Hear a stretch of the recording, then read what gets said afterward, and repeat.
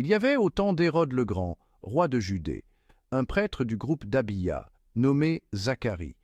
Sa femme aussi était descendante d'Aaron. Elle s'appelait Élisabeth. Ils étaient l'un et l'autre des justes devant Dieu. Ils suivaient tous les commandements et les préceptes du Seigneur de façon irréprochable. Ils n'avaient pas d'enfants, car Élisabeth était stérile, et, de plus, ils étaient l'un et l'autre avancés en âge.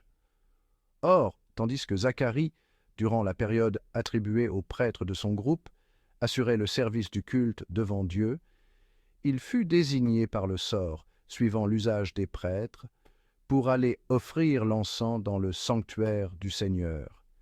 Toute la multitude du peuple était en prière au dehors, à l'heure de l'offrande de l'encens.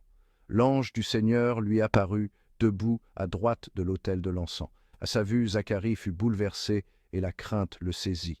L'ange lui dit « Sois sans crainte, Zacharie, car ta supplication a été exaucée. Ta femme Élisabeth mettra au monde pour toi un fils, et tu lui donneras le nom de Jean. Tu seras dans la joie et l'allégresse, et beaucoup se réjouiront de sa naissance, car il sera grand devant le Seigneur. Il ne boira pas de vin ni de boisson forte, et il sera rempli d'Esprit Saint dès le ventre de sa mère. Il fera revenir de nombreux fils d'Israël au Seigneur leur Dieu. Il marchera devant, en présence du Seigneur, avec l'esprit et la puissance du prophète Élie, pour faire revenir le cœur des pères vers leurs enfants, ramener les rebelles à la sagesse des justes, et préparer au Seigneur un peuple bien disposé. Alors Zacharie dit à l'ange, « Comment vais-je savoir que cela arrivera? Moi, en effet, je suis un vieillard et ma femme est avancée en âge. » L'ange lui répondit, « Je suis Gabriel et je me tiens en présence de Dieu. J'ai été envoyé pour te parler et pour t'annoncer cette bonne nouvelle, mais voici que tu seras réduit au silence, et jusqu'au jour où cela se réalisera, tu ne pourras plus parler, parce que tu n'as pas cru à mes paroles.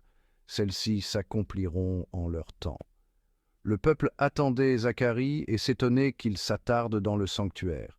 Quand il sortit, il ne pouvait pas leur parler, et ils comprirent que dans le sanctuaire, il avait eu une vision.